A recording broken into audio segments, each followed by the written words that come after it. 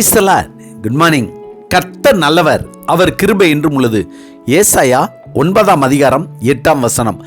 ஆண்டவர் யாக்கோபுக்கு ஒரு வார்த்தையை அனுப்பினார், அது இஸ்ரவேலின் மேல் இறங்கிற்று.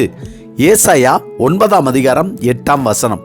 2025ஆம் ஆண்டில் நம்முடைய வாழ்க்கை எப்படி இருக்குமோ, என்ன நடக்குமோ, நம்முடைய வாழ்க்கையிலும் நம்முடைய பிள்ளைகளின் வாழ்க்கையிலும் கர்த்தர் நம் எண்ணத்தையும் விருப்பத்தையும் தேவைகளையும் நிறைவேற்றி தருவாரா என எதிர்நோக்கி இருக்கிற நமக்கு கர்த்தர் ஏசாயா தீர்க்கதரிசி மூலமாக இன்று நமக்கு சொல்வதாவது, ஆண்டவர் யாக்கோபுக்கு ஒரு வார்த்தையை அனுப்பினார், அது இஸ்ரவேலின் மேல் இறங்கிற்று.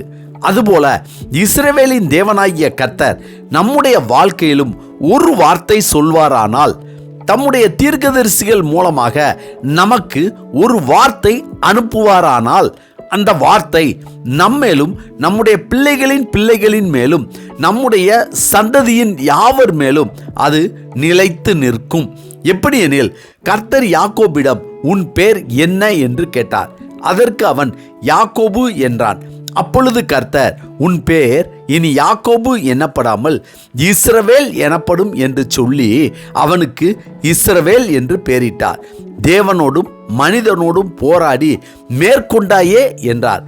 அதன் பின்புதான் பழைய ஏற்பாட்டில் உள்ள ஜனங்களும் தீர்க்கதரிசிகளும் புதிய ஏற்பாட்டு காலத்திலும், ஏன் இப்போது நாமும் நம்முடைய கர்த்தாதி கர்த்தரை, தேவாதி தேவனை அவர் இஸ்ரவேலின் தேவனாகிய கர்த்தர் என்று அழைக்கிறோம். நான் இஸ்ரவேலின் தேவனாகிய கர்த்தர் என்று அவரே உரைக்கிறார்.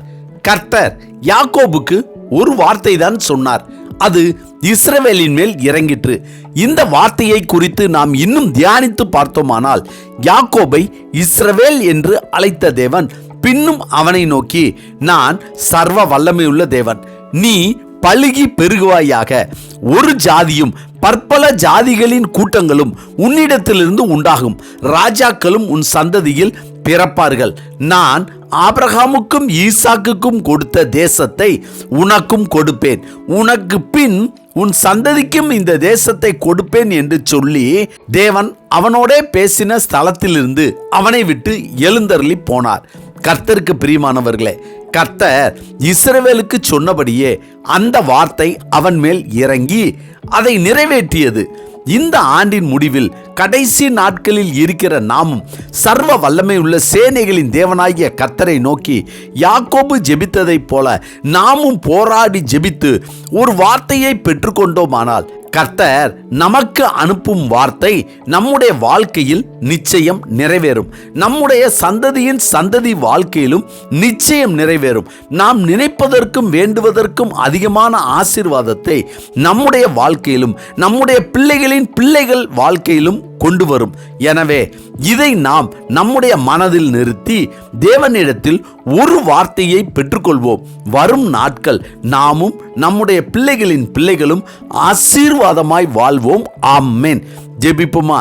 சர்வ வல்லமை உள்ள சேனைகளின் தேவனாகிய கர்த்தாவே, யாக்கோபு உம்மோடு போராடி ஜெபித்து வார்த்தையை பெற்றுக்கொண்டு அவனுடைய சந்ததியை பெருக பண்ணி ஆசீர்வதித்த எங்கள் தேவனாகிய கர்த்தர் எங்களுடைய விண்ணப்பத்தையும் வேண்டுதலையும் ஜெபத்தையும் கேட்டு எங்களுக்கு நீர் ஒரு வார்த்தையை அனுப்பும்படியாய், அது எங்களுடைய சந்ததியின் மேல் இறங்கும்படியாயும் நாங்கள் ஜெபிக்கிறோம்.